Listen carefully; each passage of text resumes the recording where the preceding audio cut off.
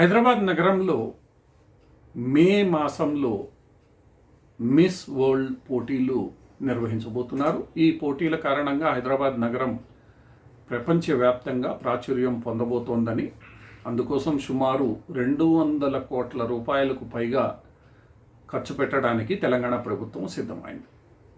తెలంగాణ సంస్కృతి సాంప్రదాయాలను, తెలంగాణను ప్రపంచ పటంలో నిలపడానికి ఇది దోహదపడుతుందని తెలంగాణ పర్యాటక శాఖ మంత్రి జూపల్లి కృష్ణారావు, తెలంగాణ ముఖ్యమంత్రి రేవంత్ రెడ్డి వివరించారు. ఈ విషయంపై ఇప్పటికే రాజకీయ దుమారం చెలరేగుతోంది.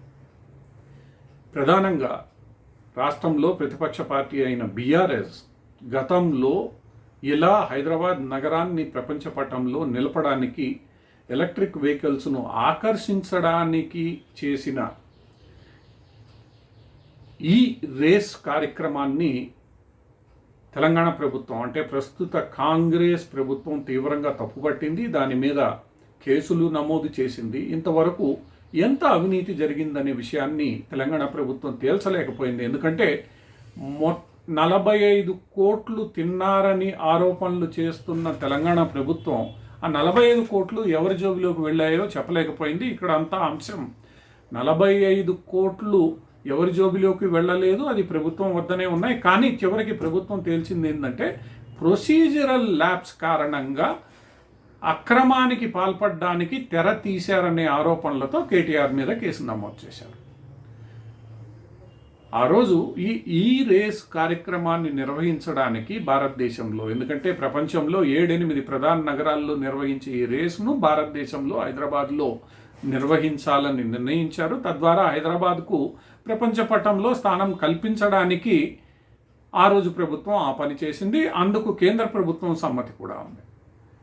అలాంటి పరిస్థితుల్లో ఈరోజు అదే కారణంతో, అదే పేరుతో, అదే లక్ష్యంతో 200 కోట్ల రూపాయల ప్రజాధనాన్ని ఖర్చు పెట్టి మిస్ వరల్డ్ పోటీలు నిర్వహించాల్సిన అవసరం ఏమిటని, ఇంకొక వైపు నిధులు లేవు, రాష్ట్ర ఖజానా నిండుకునింది, అప్పులు పుట్టడం లేదని మాట్లాడే రేవంత్ రెడ్డి గారు ఈరోజు 200 కోట్ల ప్రజాధనాన్ని ఈ పోటీలపై ఎలా ఖర్చు చేస్తారని, దీనివల్ల సాధించబోయేది ఏమిటి అని ఈరోజు ప్రతిపక్షం విమర్శిస్తోంది, ఆరోపణలు గుప్పిస్తోంది.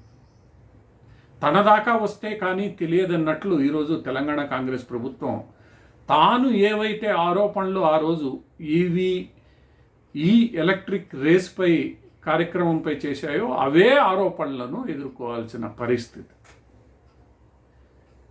అంటే ఇష్టానుసారం నోటికి నాలుకకు నరం లేకుండా కేవలం ఆనాటి స్వార్థ రాజకీయ ప్రయోజనాలను దృష్టిలో పెట్టుకొని రాజకీయ పార్టీలు ఇలాంటి ఆరోపణలు చేస్తూ పోతే భవిష్యత్తులో ఇటువంటి కార్యక్రమం ఏది నిర్వహించినా దాని యొక్క విశ్వసనీయత కోల్పోయే ప్రమాదం ఉంది. మరి ఈ 200 కోట్లలో ఎవరు ఎంత తింటారు అన్నది రేపు మరలా ఎంక్వైరీ జరుగుతుంది. ఎందుకంటే ప్రభుత్వాలు మారుతూ ఉంటే అధికార పక్షం ప్రతిపక్షం అధికార పక్షం అవుతూ ఉంటుంది. ఆ రోజు మళ్ళా ఇదే విచారణ, ఇదే కేసులు.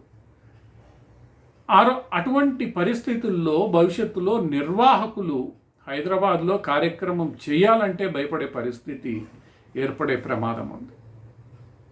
ఇకనైనా రేవంత్ రెడ్డి ప్రభుత్వం గతంలో తాను ఏ ఆరోపణలు అయితే చేసిందో ఆ ఆరోపణలు ఈ మొత్తం ఈవెంట్ మీద రాకుండా మొత్తం వ్యవహారాన్ని పారదర్శకంగా అన్ని ఖర్చులను నిజాయితీతో ప్రజల ముందు ఉంచుతూ ఖర్చు చేయగలిగితేనే దీని యొక్క సార్థకత చివరకు మిగులుతుంది. లేదంటే ఇది కూడా ఒక వివాదాస్పద ఆరోపణల ప్రచారోపణల వేదికగానే మిగిలిపోయే ప్రమాదం ఉంది. తెలంగాణకు ఎంత మేలు చేస్తుందో తెలియదు, కానీ బురద జల్లుడు కార్యక్రమానికి మాత్రం తావిచ్చే అవకాశం ఖచ్చితంగా ఉంటుంది.